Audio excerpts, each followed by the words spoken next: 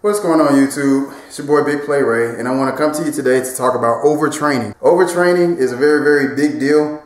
One of the first signs and symptoms you may notice if you are overtraining is a decline in performance. Now, I get some of the emails say that, hey Ray, I reached a plateau and I'm trying to break it. And then some people say, hey, I reached a plateau and now I'm actually going backwards, I'm getting a little weaker. Now, if you reach the plateau, that doesn't necessarily mean that you have been overtraining, but it is one of the symptoms. If you reach a plateau and you have some of the other symptoms, then it is a sign that you may be overtraining.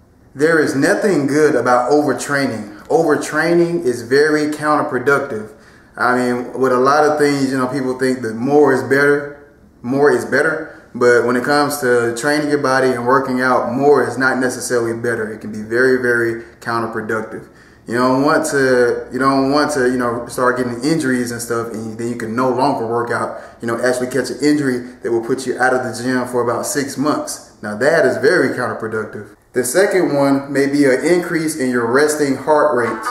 Okay, people, you can't go in the gym and just work out. You really do need to get checked out at the doctor before you start. Find out what your vital signs are on a regular basis so that if something does happen, you'll know what's really out of whack. Okay, so find out what your resting heart rate is, and if your resting heart rate is actually increasing with exercise, then you know that something is not right, like overtraining. One of the third signs and symptoms that you may be overtraining is that you may have a decrease in your immune system health.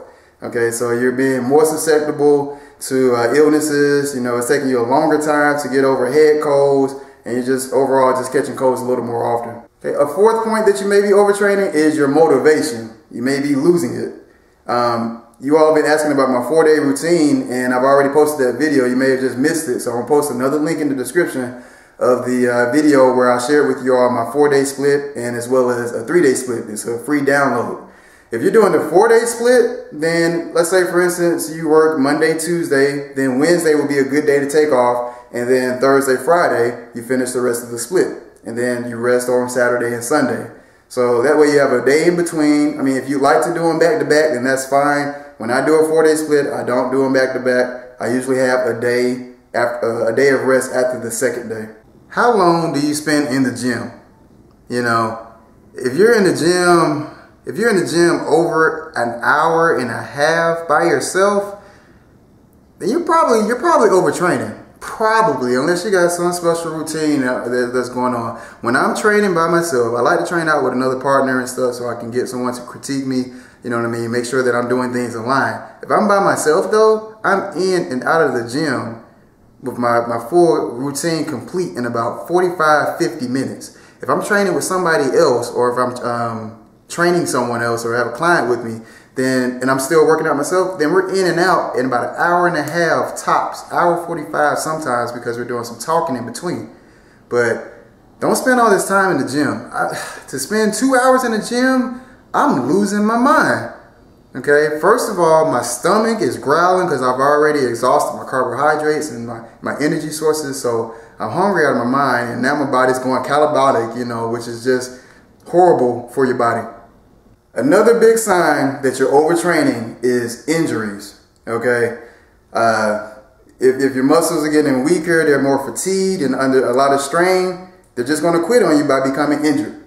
So if you're having an increased number of injuries, then not only are you may be overtraining, but you may be training in the wrong fashion or in the wrong manner. Your form may not be there. You all heard me say it before in my other videos, but I live by the principle of form over quantity.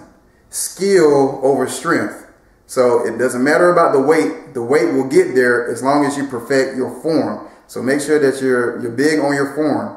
And like I said, if you're getting injuries, then you definitely want to make sure that the injury is completely healed before you start hitting it hardcore again in the gym and training with intensity. You want to make sure that you're back up to par. So this is just a couple of points that you can look out for.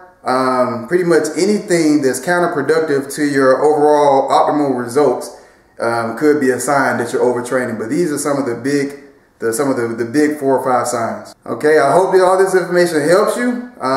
Make sure you just have it in the back of your head, so while you're doing your routine, if you start noticing these signs, you can put a stop to it very, very quickly. Okay, and until my next video, I want you to go out there and get swole.